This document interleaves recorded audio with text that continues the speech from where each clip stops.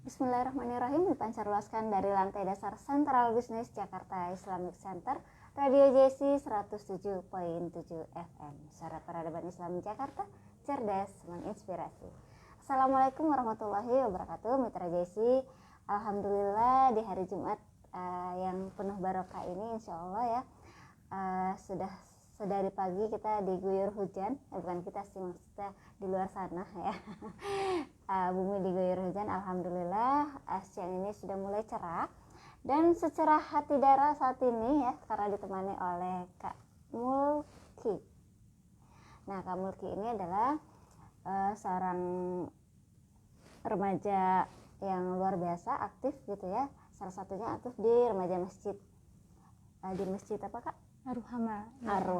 Aruhama ini berada di sekitaran Warakas ya? Iya, di sini. Nah, sebelumnya kita akan bahas seputar bonus demografi. Iya, demografi. Aku jadi apa ya? Jadi grogi gitu ditemani oleh Kak Mulki ini. Masya Allah. Iya. Nah, boleh Kak kenalan dulu? Iya. Ya, disapa dulu Mitra JC, ya kan? Ya, Assalamualaikum Mitra Jaya JC. Perkenalkan, nama saya Mulki Zati. Ya, jadi ya tadi dijelasin sedikit ya, kalau saya itu lumayan aktif juga di remaja masjid, terutama di remaja masjid Aruhama ya. Selain di remaja masjid Aruhama, aku juga ada beberapa kesibukan lain kayak ngajar. Oh, ngajar. Ya, Ngajar di mana, Kak? Kalau ngajarnya aku ngajar TK Ibu. Oh, TK. Iya. Masya Allah. Berarti sudah terbiasa berinteraksi dengan anak-anak ya? Iya. Terus aku juga berkuliah juga. Kuliah juga. Iya. Masya Allah ya, aktif di remaja masjid, kemudian juga sebagai aktivis ya, kemudian juga guru juga ya, ngajar. Masya Allah nih. Apa sih pilihan di remaja masjid itu, kenapa memilih aktif di sana? Kenapa milihnya aktifnya di remaja masjid aku apa gitu? Ya karena kan di situ itu kan juga banyak banget ya, lingkungan di situ tuh kayak anak-anak seusiaku gitu. Tapi mereka tuh kayak masih sukanya itu mainnya kayak di luar gitu ya kan ya, daripada mereka main di luar. Akhirnya kenalan aku juga lumayan, maksudnya mereka tuh kan masih pada kecil-kecil. Aku juga ngajak mereka, ayo daripada main di luar mendingan main di masjid aja. Kayak gitu. Jadi kita tuh bukan cuma ngaji doang, tapi kita juga banyak ekskul gitu. Oh, ada ekskulnya juga. Iya, ada. Salah satunya apa tuh? Ekskul itu panahan sama videografer dan fotografer juga ada. Fotografer, videografer, sama panahan. Iya. Wah, luar biasa. Aku kalau masih remaja mau dong ikutan. Ayo boleh. Yang lain juga kalau pengen ikutan boleh. Nggak dibatasi usia kan? Enggak. jadi grogi duluan ya ketemu sama Kak Mulki Zat ini, Masya Allah. Seorang yang usianya masih muda ya kan? Iya. Tapi insya Allah jam terbangnya udah luar biasa ya. Udah kuliah, terus juga dia aktif di organisasi atau misalnya remaja masjid, terus juga aktif ya di ngajar juga ya kan, ngajar di TK, dan itu bukan pekerjaan yang tidak memakan waktu ya Kak. Iya sih. Nah, tentunya kita akan bahas seputar bonus demografi. Nah, mungkin Mitra JC masih banyak yang nggak tahu nih, atau mungkin ada beberapa Mitra JC yang belum tahu apa sih bonus demografi itu. Boleh dijelaskan, Kak? Iya, aku jelasin sedikit kali ya. Tapi banyak juga nggak apa-apa. Iya, bismillah ya. Jadi bonus demografi itu adalah keadaan di suatu negara di mana jumlah penduduknya itu banyak atau kebanyakan tuh adalah anak-anak remaja gitu, para pemuda kayak gitu. Jadi kebanyakan itu anak mudanya gitu. Kayak misalkan Indonesia sekarang gitu, Indonesia tuh diprediksi mengalami bonus demografi dari tahun sekarang itu sampai beberapa tahun ke depan gitu. Jadi populasi yang terbanyak itu adalah anak muda gitu. Makanya kalau kita lihat di jalan-jalan tuh kayak banyak banget gitu anak muda daripada orang tua ataupun anak kecilnya. Jadi bonus demografi itu di mana anak muda itu lebih banyak. Kayak gitu sih. Populasi terbanyak ya adalah pemuda ya, anak muda. Nah, manfaatnya bagi negara adanya bonus demografi itu apa? Kalau untuk manfaatnya tuh ada banyak banget ya Mbak ya. Karena kan kalau kita pengen negara kita maju dan juga kita pengen negara kita tuh bangkit, tuh kan pasti butuh banyak banget SDM dong ya. Betul Dan sekali. kalau misalkan kita mengharapkan misalkan kepada yang lebih tua, itu pasti kan udah mungkin sepuh gitu, ataupun kalau misalkan nggak sepuh, mereka tuh punya misalkan harus ngurusin keluarganya. Jadi fokus dia tuh nggak untuk membangun masyarakat, nggak untuk membangun peradaban. Jadi saat bonus demografi ini terjadi di Indonesia, maka pemuda itu tuh banyak, maksudnya populasi tuh paling banyak tuh pemuda gitu.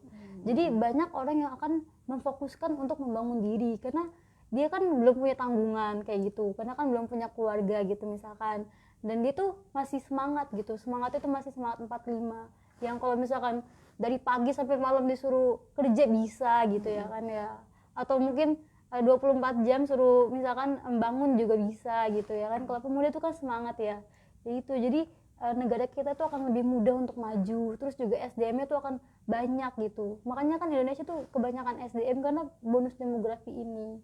Oke, jadi manfaatnya adalah karena pemuda ini adalah salah satu penerus ya, Iya. penerus perjuangan para pahlawan terdahulu gitu kan ya, atau kalau dalam bahasa agamanya mungkin pemuda ini adalah penerus perjuangan Rasulullah gitu kan ya. Nah oke, itu manfaat tentang bonus demografi ini. Nah terus langkah apa nih Kak yang harus dilakukan oleh suatu negara untuk mengisi masa ya bonus demografi itu?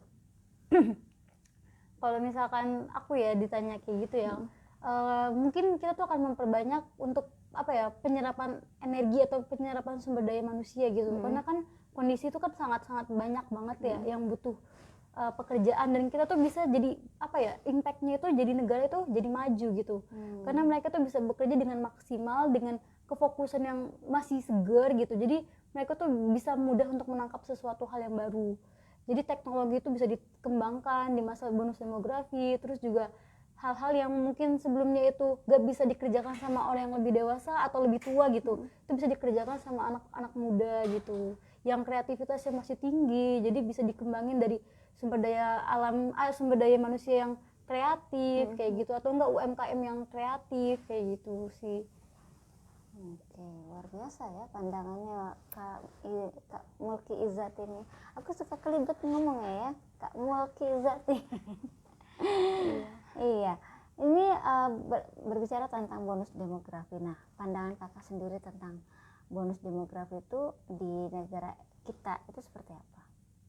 Kalau menurut aku ya, sebenarnya sih aku tuh sedikit sedih gitu ya kalau misalkan melihat realita di luaran sana ya, dimana kita tuh lagi kebanyakan pemuda ya, tapi pemuda itu kurang tertarik dengan hal-hal yang itu tuh yang sifatnya tuh membangun dan memperbaiki gitu. Mereka tuh lebih suka pada hal-hal yang kayak kesenangan, hedonisme, kayak dia tuh lebih suka kayak begitu. Kalau misalkan untuk pengembangan diri, untuk pengembangan kreativitas, mereka tuh masih suka nanti dulu deh, yang lain dulu deh kayak gitu. Jadi kalau misalkan ngumpul yang ngomonginnya game, kalau ngumpul yang ngomonginnya pacar lu yang ini gimana kayak gitu, itu kan sayang banget. Anak muda banget gitu ya, anak remaja banget. Bener-bener. Nah, menurut Kak Mulki Izzati, apa sih yang harus kita lakukan tuh kalau misalkan Kak Izzati kan remaja masjid ya, Iya.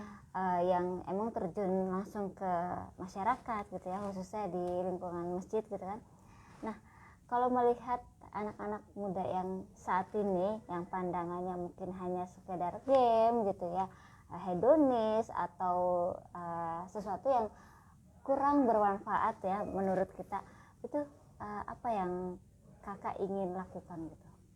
Kalau aku ya, aku tuh kayak pengen ngasih program yang itu tuh kayak misalkan pengembangan diri, misalkan ayo kita misalkan ngedit poster yuk, itu kan sangat bermanfaat. Terus juga ada nilai jualnya gitu, atau enggak ayo kita misalkan buat film yuk, kan itu kan banyak ya diminati juga gitu, film-film misalkan industri perfilman, atau enggak lagu, kita bisa buat lagu-lagu yang islami tapi modern gitu ya kan ya, islami tapi yang moderat gitu, yang keren, yang bagus, yang dia itu mungkin bukan cuma pakai rabana tapi pakai juga kayak misalkan alat-alat itu rap gitu, itu kan keren gitu ya kan ya. Terus juga kita bisa memodifikasi misalkan gaya-gaya ngaji gitu ya kan. Ya, misalkan biasanya ngaji tuh misalkan di masjid, misalkan kita buat kafe yang di situ ada masjidnya, jadi kita ngaji sambil di kafe juga. Itu keren sih kalau menurut aku ya, dan itu bisa dikembangin gitu. Ngaji di kafe belum pernah sih ya. Ya, Tapi nanti insya Allah mungkin akan dicetuskan oleh Kak Mulki ini. iya. Jadi nongkrongnya di kafe tapi sebenarnya lagi mengkaji atau lagi Iya. ngaji, itu keren banget sih. Iya. Kalau biasa kita liko di masjid atau di satu ruangan apa namanya, di masjid atau di kelas gitu ya. Tapi kalau ini nanti ngajinya di kafe. Iya. Ada minumannya. Ngaji nggak kira-kira tuh? Ngaji tetep. Ngaji tetap. Misalkan membahas sunnah atau enggak misalkan membahas siro sambil kayak itu, sambil ya di kafe gitu, pakaiannya ya pakaian misalkan pakai hoodie gitu ya kan. Itu sih. Wah, dari pakaiannya itu sudah digambarkan ya, jadi nggak yang apa ya, yang nggak monoton gitu ya Kak ya. Oke, keren banget pandangannya ini Kak Mulki Zati. Nah, Kak Mulki, tadi Kak Mulki sudah lihat bagaimana anak-anak remaja pada saat ini gitu kan, yang dimana mungkin pandangannya itu yang kalau kita lihat kayak cuman game atau hedonis ya, gaya hidup, dan juga mungkin ada yang lebih cenderung lebih ke hal negatif kayak misalkan tawuran gitu ya. Tadi juga sudah memberikan kayaknya kalau melihat anak-anak yang seperti ini aku harus melakukan ini nih. Nah, kira-kira ada nggak sih yang sudah diterapkan di Masjid Ar-Rohama? Iya, jadi di masjid kita tuh kan di Masjid Ar-Rohama ya. Jadi di situ tuh kita tuh pada pengajian tuh di malam minggu gitu. Jadi Malam minggu. iya, di saat orang-orang tuh pada jalan-jalan kita ngaji gitu. Bener banget sih ya. Emang kalau malam minggu itu malamnya para remaja ya. Iya benar. Malam para remaja. Kadara dulu kalau sebelum kalau keluar itu kalau malam minggu suka iseng gitu ya, keluar sama suami gitu. Itu tuh macetnya luar biasa, dipenuhi oleh kaula muda ya, para remaja. Ada yang nauzubillah, ada yang boncengan, ada yang kadang nongkrong ya kita nggak tahu gitu ya, cuma nongkrong gitu aja. Yang kita lihat tuh kayak buang-buang waktu ya. Jadi sejak ngelihat yang kayak begitu tuh, kalau diajak keluar sama suami kalau malam minggu enggak deh.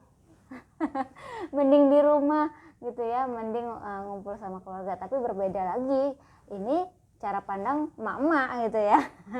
Kalau anak muda mikirnya gini, mending malam minggunya kita gunakan untuk mengaji atau taklim gitu ya.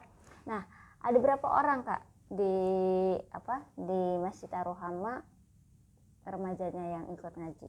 Kalau misalkan semuanya ikut sih itu bisa sampai 40 gitu. Tapi kalau yang aktif sekarang itu sekitar 20 sampai 30 orang. Separuhnya ya, Iya. 20 sampai 30 orang yang aktif.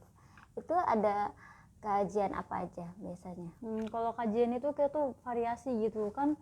Kita tuh ngajinya tuh cuma di hari Jumat dan di hari Sabtu itu malam ya. Jadi hari Jumat malam sama Sabtu malam, dan tuh kita ganti-gantian. Misalkan minggu pertama kita belajar public speaking, nanti minggu Ada belajar public speakingnya, belajar nanti mereka akan juga meneruskan para asatid ya. Iya benar. Nanti di minggu kedua itu kita itu bedah kitab kayak gitu. Nanti minggu ketiganya itu kita biasanya ngaji sosmed kayak gitu. Ngaji sosmed apa tuh? Banyak banget ya kegiatannya. Ngaji sosmed itu apa Kak? Jadi ngaji sosmed itu tuh gimana cara kita itu bisa menggunakan teknologi dengan baik dan bijak. Jadi kalau misalkan kita pengen buat TikTok, apa sih materi yang bagus gitu. Jangan sampai kita buat TikTok cuma untuk joget-joget, tapi untuk perbaikan gitu. Jadi kita dibedah di situ. Terus bagaimana cara buat video yang bagus, bagaimana cara buat foto yang bagus, ngedit foto, ngedit video gitu, kayak gitu kalau ngaji sosmed.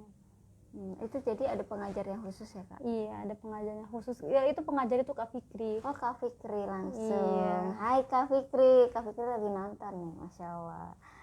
Ditonton langsung sama Kak Fikri. Kak Fikri boleh ya bertanya atau berkomentar atau menanggapi tayangan kita kali ini. Nah, kemudian tadi ya ada ngaji sosmed, terus juga ada videografi, ada fotografi. Nah itu biasanya ada taklim juga ya, itu biasanya diadakan setiap hari atau berapa kali dalam sepekan? Jadi kalau dulu itu kita tuh cuma sepekan sekali, tapi karena sekarang itu antusiasmenya makin banyak, akhirnya ngadain sepekan 2 kali. Itu untuk kalau misalkan ngajinya. Tapi kalau untuk ekskulnya itu tuh kadang itu setiap minggu. Jadi di setiap hari minggu tuh kita tuh ada ekskul kayak gitu. Jadi kayak panahan tuh kita di hari Minggu. Oke, panahan ya, itu yang mau belajar panah bisa untuk wilayah Warakas ya, bisa bergabung di komunitas atau di remaja masjid Ar-Ruhama. Nah, kemudian ini berlanjut tentang demografi nih Kak Muki. Kira-kira bonus demografi itu ada nggak sih dampak buruknya? Ada, karena kan kalau misalkan ada yang baik pasti ada juga gitu yang buruknya ya. Nah, pasangannya ya, ada Iya. yang baik ada yang buruk. Iya, jadi kalau misalkan kita itu salah untuk memanfaatkan bonus demografi ini, malah nanti si anak muda ini kan kebanyakan, maksudnya banyak gitu jumlahnya ya. Nanti mereka tuh bukannya jadi melahirkan kebaikan, yang ada malah melahirkan keburukan. Jadi malah kebanyakan tuh kayak kerusakan yang dia buat, kayak misalkan gangster jadinya, geng motor itu kan kejadian juga ya kayak di beberapa wilayah gitu. Karena mereka tuh nggak diarahin dalam yang baik, karena kan pemuda itu masih labil gitu ya, jadi dia tuh sebenarnya tuh nggak buruk tapi butuh diarahkan. Butuh diarahkan. Iya kayak gitu, jadi Karena kelabilannya ya, Iya. jadi karena dia labil sehingga dia ada yang ngajak ke kiri ayo, ada yang ngajak ke kanan ayo gitu ya. Jadi maka kita ya berperan sebagai untuk membantu mereka gitu. iya pengarah lah. Pengarah ya, untuk membantu mereka supaya enggak labil lagi ya, maksudnya kalau ke kanan ya ayo ke kanan gitu ya, jangan habis ke kanan ntar belok lagi ke kiri gitu. Iya. Oke, nah itu dampak buruknya. Nah kira-kira dampak baik itu kayak gimana? Kalau dampak baiknya itu ya jadi negaranya itu sangat membantu gitu kalau misalkan bisa memanfaatkan sumber daya manusia ini, karena kan sumber manusia itu kan yang paling penting ya dalam negara ya, dan dia juga kan ada istilah itu Sabahanur Rijalul God gitu ya kan ya, pemuda masa kini adalah pemimpin di masa depan ya kan ya. Kalau misalkan kita itu nggak salah mendidik mereka ya nanti negaranya jadi rusak gitu, tapi kalau misalkan kita bisa mendidik mereka dengan benar maka nggak mungkin gitu kalau misalkan Indonesia itu menjadi negara yang sangat maju ke depannya kayak gitu. Jadi kan kita itu ya nanti aku mungkin jadi anggota DPR atau bahkan jadi presiden kayak gitu, itu kan dari pemuda gitu ya kan ya, pemuda itu bibit-bibitnya kayak gitu.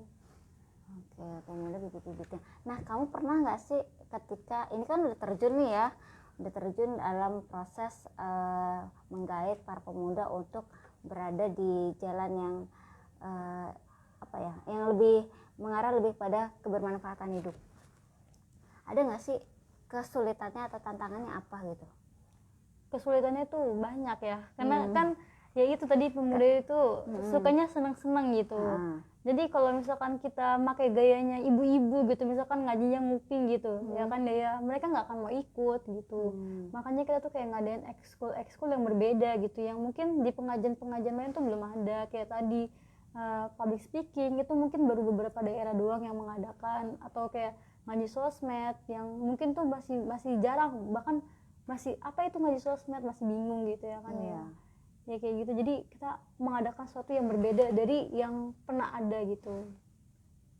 Tapi proses untuk menggait mereka itu ketika melakukan penolakan biasanya kamu itu apa yang dilakukan?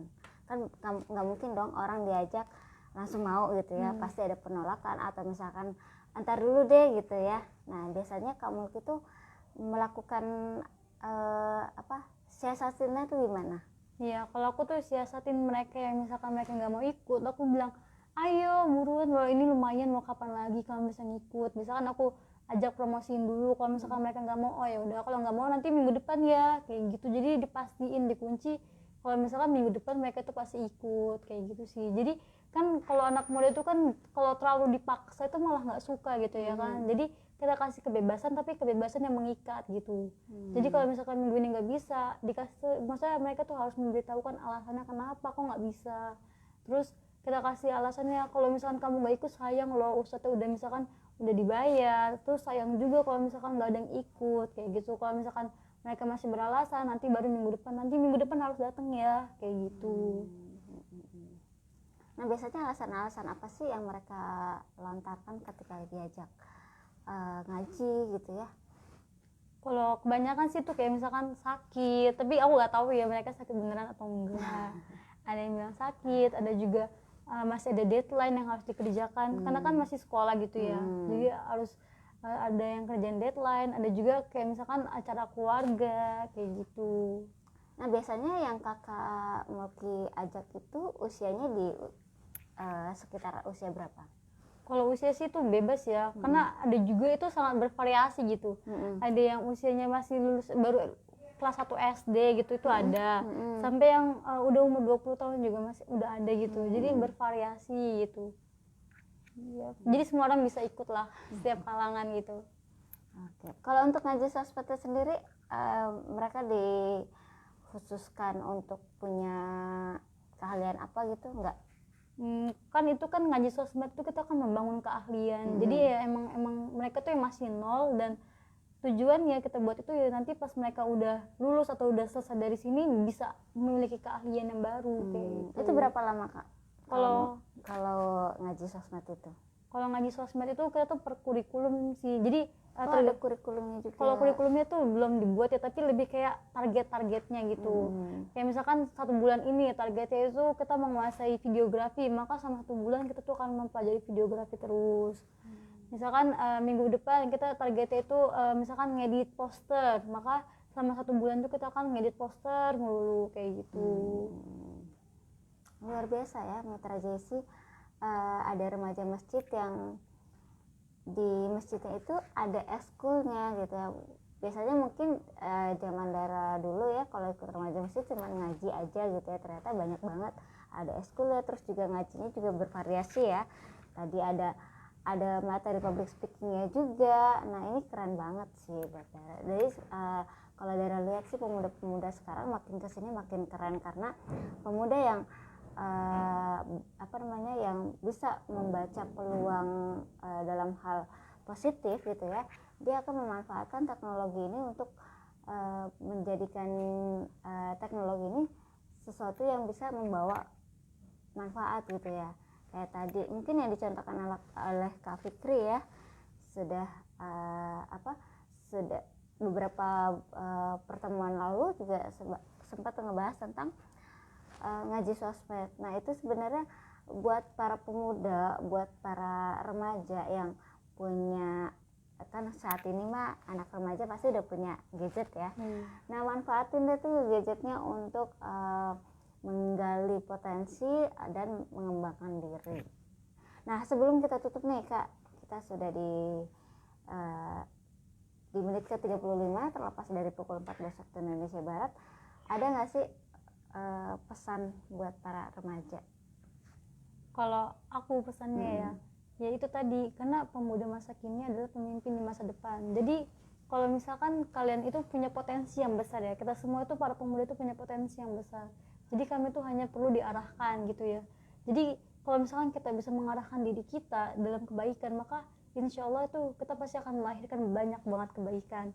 Jadi ya udah coba aja dulu yang baik, coba aja ngaji dulu, karena pengajian sekarang udah banyak kok yang berubah, nggak kayak dulu lagi gitu. Coba aja ngaji dulu, karena seru juga loh ngaji ya, nggak seburuk yang kita bayangin gitu ngaji itu. Jadi coba aja ngaji. Seburuknya kayak gimana Kak? Ya maksudnya kan buruknya itu kayak males ngaji, nanti kayak misalkan cuma dengerin doang, males itu yang namanya ngaji nguping ya. Iya itu, jadi kan mereka tuh kurang tertarik, atau enggak ngebahasnya cuma tentang hari kiamat yang mungkin itu kurang diminati gitu sama pemuda. Tapi sekarang nggak kayak gitu kok, pengajian udah mulai banyak yang kayak Ustadz Hanan Ataki ya, itu kan sangat itu banget ya, sangat pemuda banget gitu. Banyak juga ustadz yang kayak gitu, kayak Ustadz Hani Boni juga kayak gitu, yang penampilannya tuh udah keren juga, udah sangat mengikuti zaman lah kayak gitu.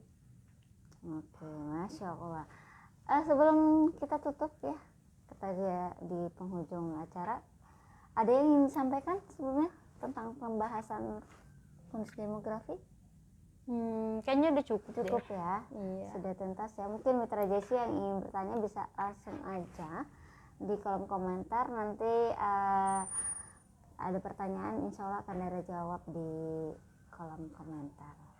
Nah, baik Mitra Jesi, tuntas sudah perbincangan kita sore hari ini ya, menjelang sore di cuaca yang cukup mendung gitu ya. Dan kami pamit undur diri. Saya Dara. Saya Mulki. Wassalamualaikum Assalamualaikum warahmatullahi wabarakatuh. wabarakatuh.